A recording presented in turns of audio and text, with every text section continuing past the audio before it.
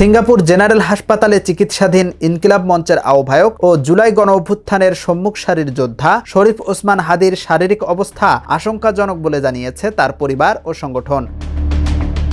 তিনি দেশে ফিরতে না পারলে সারা দেশ অচল করে দেওয়ার কর্মসূচির ঘোষণা দিয়েছে ইনকিলাব মঞ্চ। সংগঠনটির পক্ষ থেকে জানানো হয়, ওসমান হাদী বর্তমানে জীবন মৃত্যুর সন্ধিক্ষণে রয়েছে। তার পরিবারের সম্মতিতে সিঙ্গাপুরে জরুরি অস্ত্রোপচারের সিদ্ধান্ত নেওয়া হয়েছে। এ অবস্থায় দেশবাসীর কাছে তার সুস্থতার জন্য দোয়া কামনা করা হয়েছে।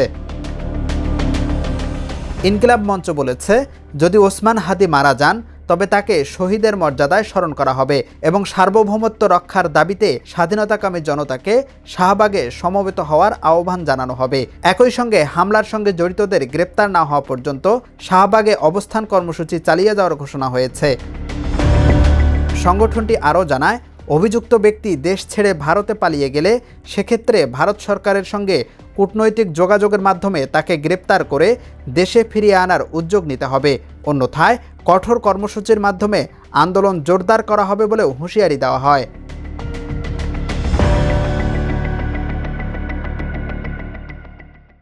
দেশের নাম্বার 1 ট্রেডিং অ্যাপ নিফটি ফার্স্টে পাচ্ছেন ট্রেডিং এর সব সুবিধা, dual exchange access, company analysis, portfolio তৈরি করা সহ আরও অনেক ইউনিক ফিচারের সাথে ট্রেড করতে ডাউনলোড করুন এক্ষুনি।